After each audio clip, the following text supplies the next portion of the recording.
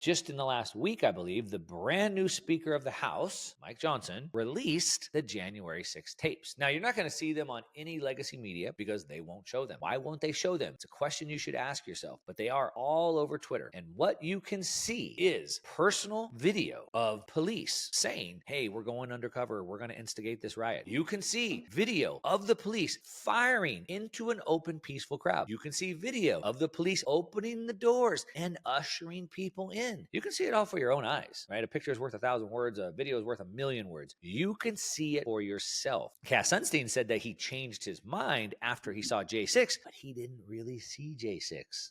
What he saw was a theatrical version that took some like 40,000 hours of content that weaved together a 1-minute trailer to show what they wanted to show. I don't want to belabor this point because it's going to go on YouTube and I don't want to be silenced for it, okay?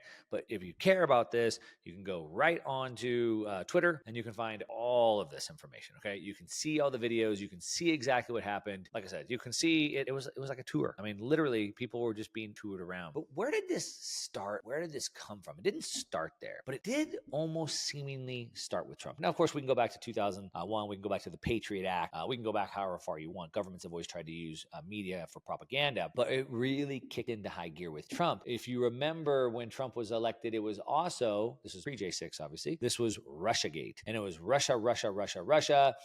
Russia's meddling in the election. We have to take control over the media so that we can fight the Russians off so they don't take over our media and overturn our democracy, so to speak. All this got exposed. Look, this is all known now. And it's not just known. This is not some conspiracy. Under the Twitter files, Elon Musk exposed all this. He released all the documents. We have the documents. We have the smoking gun, if you will. Now you might say, well, how do we know those documents were real? Blah, blah, blah. Well, you'd kind of be stupid if you said that, but you could say that, I suppose. But we know it's real because there's a case called Missouri versus Biden, where literally a Fifth Circuit court saw the evidence and said, the Biden administration, you can no longer do this, and filed an injunction against them based off of the evidence. This is not conspiracy. This is fact. Now, we also know that the Biden administration doesn't like that. They said, what do you mean that we can't censor private companies? What do you mean we can't infringe on Americans' constitutional rights? What do you mean? So they've gone to file an appeal. No, you have to give us back the ability to do that. We know that. This is a court case. It's going on. The Facebook files. This is going to the Supreme Court, too. It's going to be interesting to see what happens.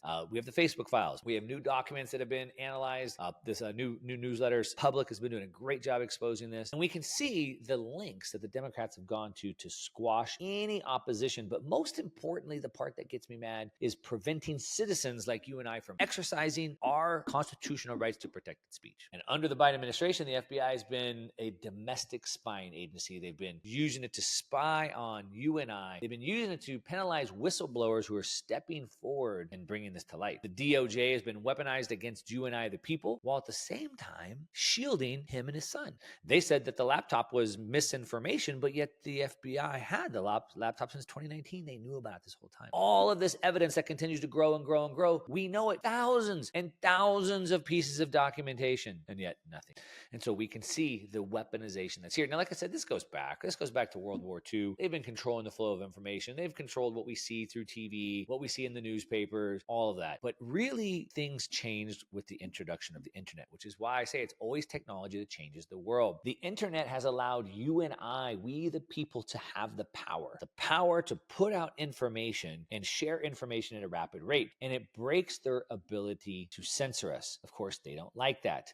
Now, so they use the Russiagate. They use that to stop Trump. But really what they're doing is they're using it to put laws into place to be able to control our speech. Now, we already know that the entire Russiagate thing was made up. This is fact. This is known. The Clinton campaign ramped up the Russian collusion story to excuse her defeat. Now, not only did they try to subvert an election, literally, while accusing Trump of doing that, not only did they spend hundreds of millions of dollars in investigations that went nowhere, most likely, tens of millions at least, but then we isolated Russia. And now a lot of what you could say led to this sort of Cold War 2.0 with Russia is because of demonizing Russia since 2016, making it impossible for Trump to put out an olive branch to Russia and instead demonize them, put them out in the cold and right into the hands of the Chinese. All right. This is where all of this has gone. Now, again, I don't want to make this left or right. This is we the people. But right now there's one party doing this. But let's just say that both parties could ultimately do this. We have to understand what is going on. Once free speech and political dissent is threatened, then we have to stand up. We have to be willing to protect the Constitution.